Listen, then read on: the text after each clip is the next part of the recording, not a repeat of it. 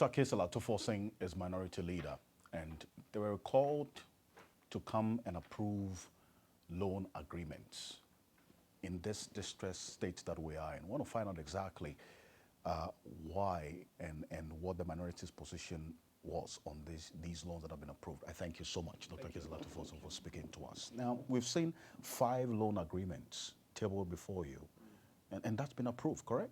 Correct. Wow, how come? What happened? Enough to service our debt and to pay for wages and salaries. It's not enough. In fact, you require over 50% of your revenue only to service your interest. Interest only, over 50%. So I think the numbers are almost about 62%.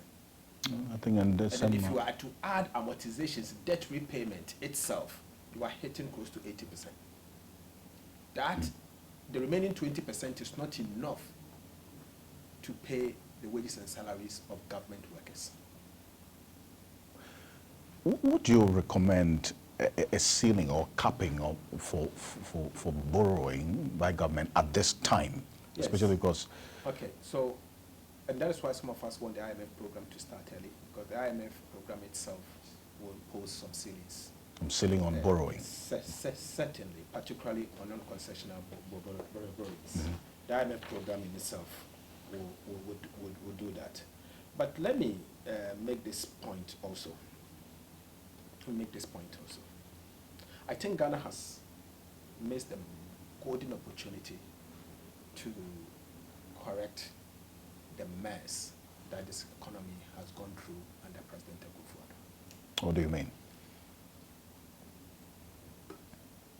This year, or beginning last year, couple of things, the president should have done a couple of things. One, get rid of the team at the Ministry of Finance and Economic Management team entirely. Bring in a new set of people. Let the new set of people communicate to the people of Ghana that, hey, here is where we are.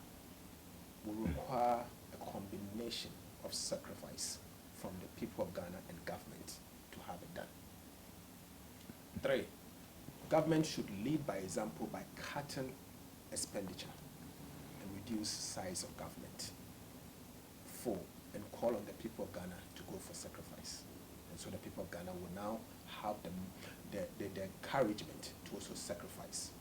And 5, and most importantly, they should have done a surplus budget in the year 2023 and not a fiscal deficit of in excess of 5%. That surplus budget will mean that Ghana will reduce its participation in the T-bill market. That in itself will bring the debt down and reduce the interest rate, particularly on the T-bill rate, and then the economy will reset and inflation will come down from that level. So clearly, this is a government that could not see what is ahead of us and decided to look at only the short term and took decision based on short term. They've missed the opportunity, and this opportunity will never come. One of the references that the president made when he met with the Japanese authorities was the T-bill rates going down. It's going up. And also obviously to plead with them to support the IMF program as well. First, T-bill rates started coming down after they completed the DD ready to support sacrifice their solvency.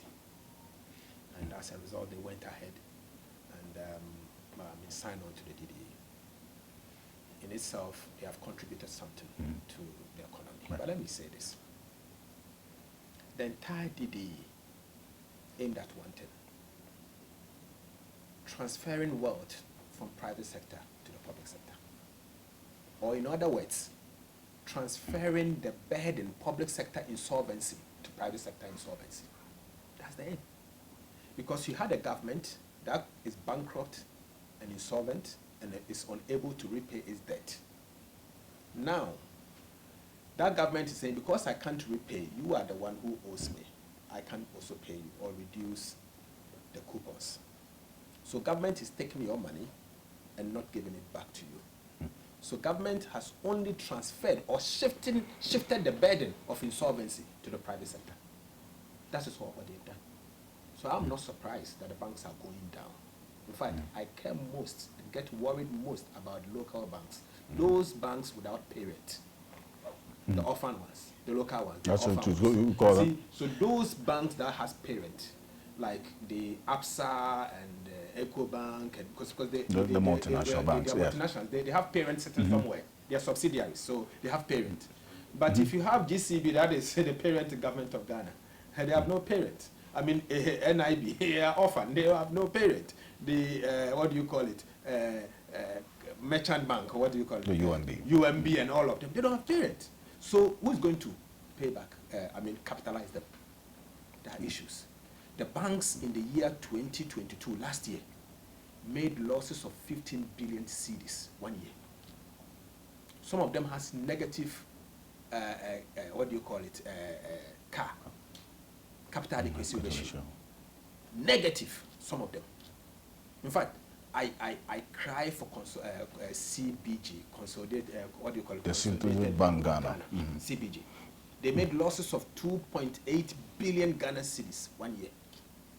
GC, they made losses of 1.8 billion Ghana cedis, uncounted. The mighty GCB is even shaking. And that is why I called for a national discourse on this matter. We need to take our domestic bank issue very seriously as a country, particularly the local ones. We need to take them seriously, because those are the ones that support SMEs. They are the ones that, apart from supporting SMEs, help us drive growth in the micro, medium-sized enterprise space. They are the ones. And we can't sit down for our banks to be left orphan and not be doing well. No, we have to assist them.